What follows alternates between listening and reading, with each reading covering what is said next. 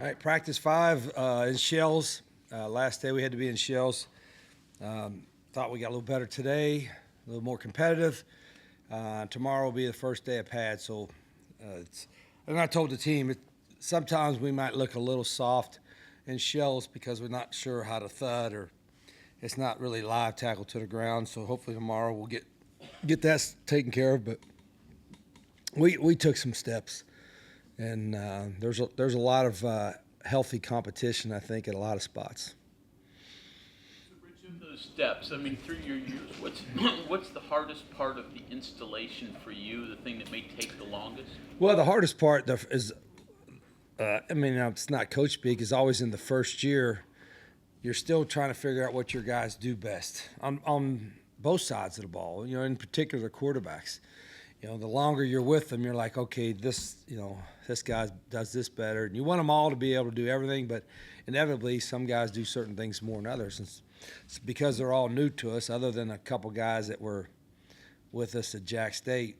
You know, we're still kind of valuing what they do best because everybody's got a system, but you still gear it somewhat to the strengths of what your players do. And but we've got time. We got time to sort that out. Figuring out, I mean, through spring and summer and then the first few days, are you figuring out what people do best? Yeah, I think we're trying to make them do all of our stuff because we'd rather everybody fit into one, certain kind of play sets. But there's so much. Defense, we do a whole bunch. And then offense, there's a whole lot we can do, but inevitably I don't do because, all right, this is who we're going to be this year, and you kind of focus on that. And we have a lot, I guess, put it in a simple way, we have a lot of things that we can do in our offense. Sometimes it look like all they do is run the same play over and over again. I was accused of that. I think last year, the opposing coach said, well, they ran the same play, 28 times. And I'm like, and we'd have run it 28 more if we had it, in that game. So I don't ever worry about having variety for the sake of having variety. But inevitably you want to have answers to situations. You said you made some steps. What are some things that caught your eye that you liked? Well, at the end of practice, it was a little bit more competitive when we went team.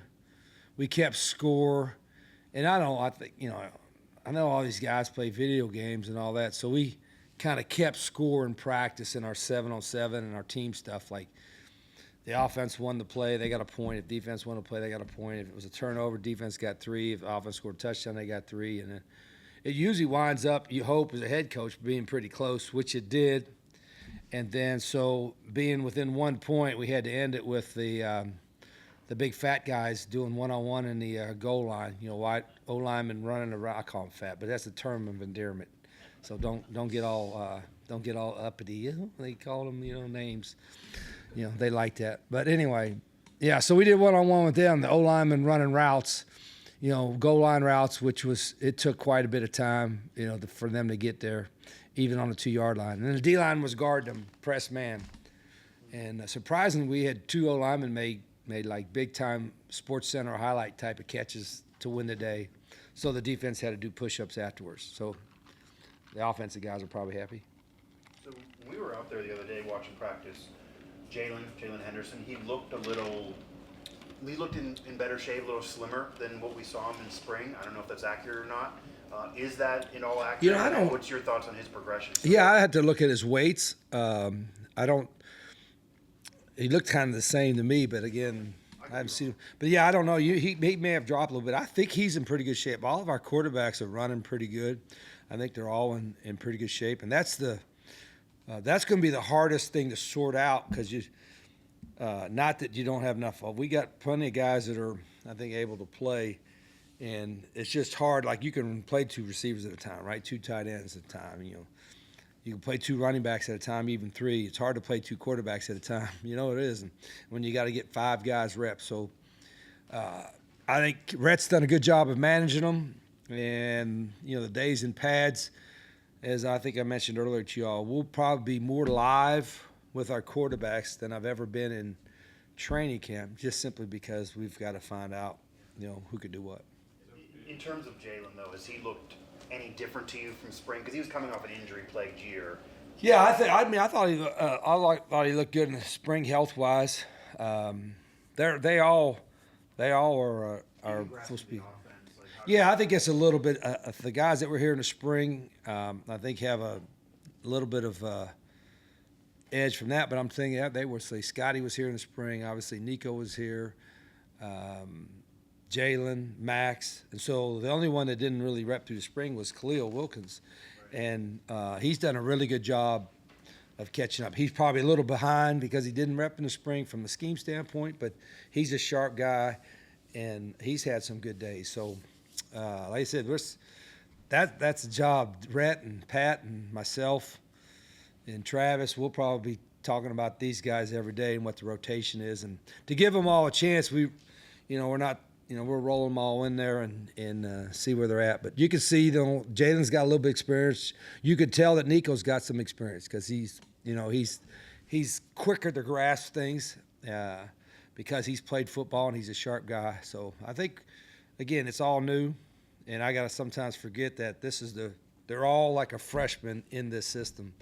And so we'll be patient to some degree, but I always like yelling at quarterbacks anyway. It's like, what hobbies do you have? It's not working in the garden, right? You know that. So it's yelling at quarterbacks. That's my hobby. Just as good about that position. What's that? Quarterback, you still. Yeah. I just when we make some egregious mistakes where you hold on to the ball and throw it late and get picked, those are the kind of things that we'll fix. But I don't see too many of those. Is live with quarterbacks fully tackling to the ground? Yeah. When we go live. Now that won't be them. They won't be live all the time, but they will be live more than I've ever had quarterbacks live in camp before. And again, I'll probably tell you it was a lesson learned last year too, and maybe even a lesson learned throughout the years. But you got to be careful. We got to be smart about it. And I'll tell our players, like, people go, you get live. We don't cut tackle each other. Like cut down below the knees. We don't chop block each other. We don't take a blow-up shot. There might be a thing that could be a perfectly legal hit, and when you're going to knock the ball out and, blow-up shot, we don't do that. So you got to almost teach your guys how to be physical and live without being, a stupid teammate kind of deal. Is that why you do so much team? To see the decision-making, how the quarterbacks? One reason. And another reason was we talked about yesterday, the Kelvin Sampson quote. If you want to learn how to play football, play football. You know what I mean? In this sport, when there's 11 moving parts, all the individual stuff is good. The fundamental part is good, but it's played with 11 on 11. Would it be fair to say that when you are in pads tomorrow and you do go live, that's when you probably expect to learn the most about the quarterback so far? I do, no question. When we go live, I think you find out more about everybody. Who's going to finish a run, who can really tackle to the ground. Can you sustain a block? I'm kind of excited for it. I think players are too. We don't go live every day. And I'm not one to, we're done doing a Junction Boys thing and wearing them out and, going live and doing bull in the ring for 2 hours. Remember that drill? He had, just beat the hell out of each other, And you can't even do like the Oklahoma drill anymore, where you just like one-on-ones and tackle. And that was actually not a bad drill, but you can't even do that. But that's okay because you got to play football. And we'll, part of my meeting tonight will be learning our guys how to play good, hard, physical football, but not being stupid or silly with it. Last week that when the pads come on, you'll start to get more into special teams a little bit. How has special teams changed, would you say, over the last 20 years or so? And do you look and do you formulate your special teams differently now than maybe you did, say, when you first got here?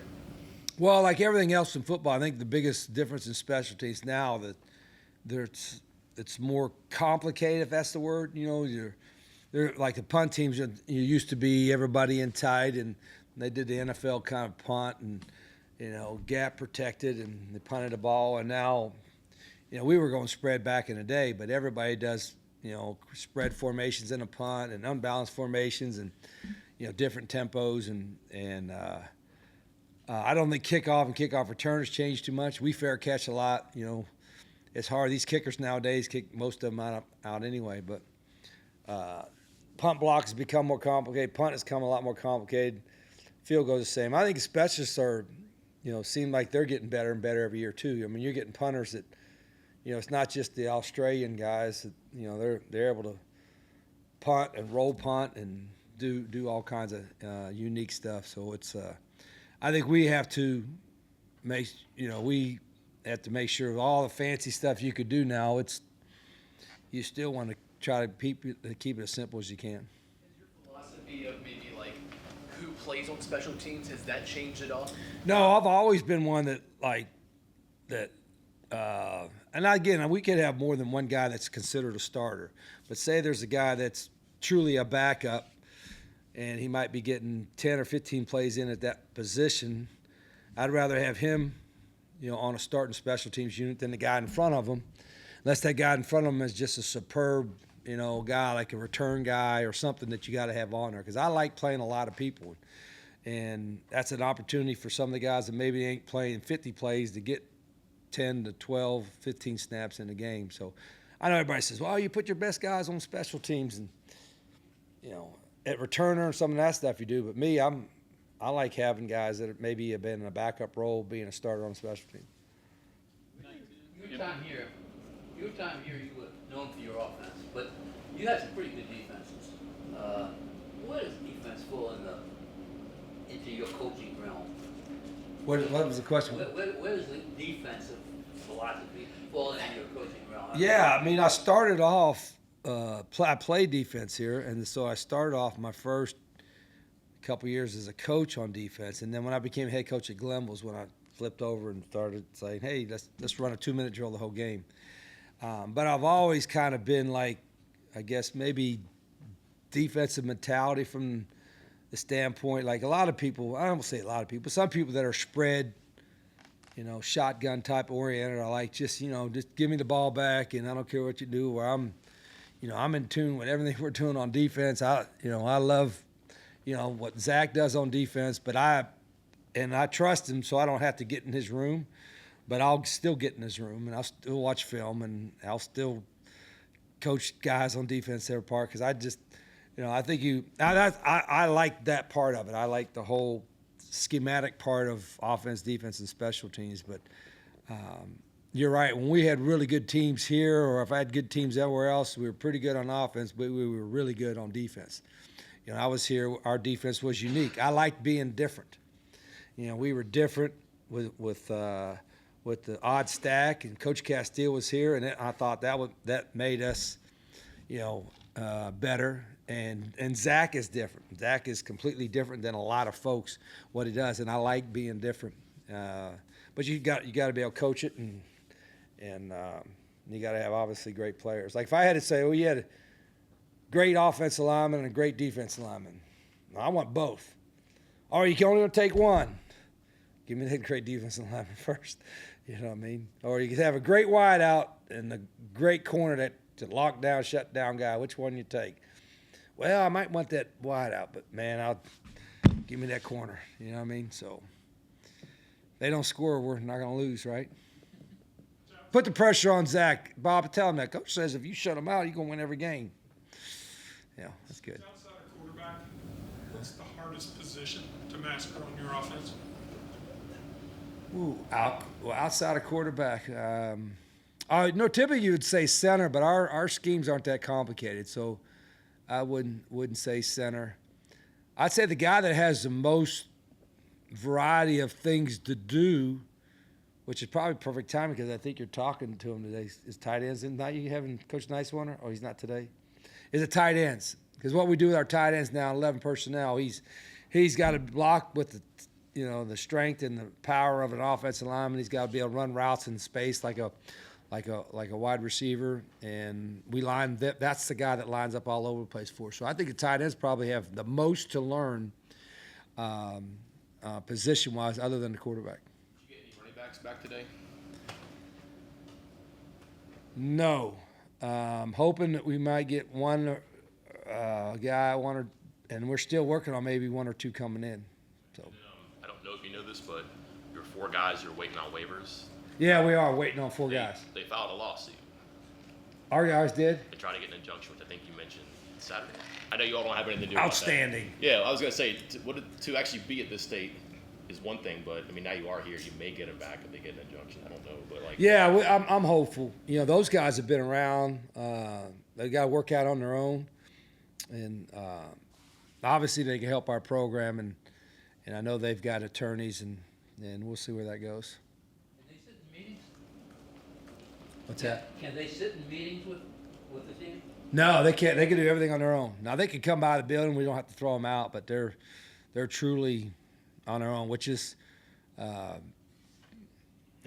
geez, you know, we're a week into camp. You know what I mean? But I think, you know, the sooner we know something, the better. But we don't control that deal. When you recruited him, did you think it would take this long to get? No, the I did waiver? not. Yeah, but that. 'Cause we're Again, seeing approvals from other guys around the yeah, country. and I don't know how long those other guys had things, and that's the frustrating part. You all know when something involved in the court or the process, it usually it's like, God, what's taking so long? But we may not be the only ones, or they may not be the only ones that are trying to, find out what the deal is. Okay, thank you.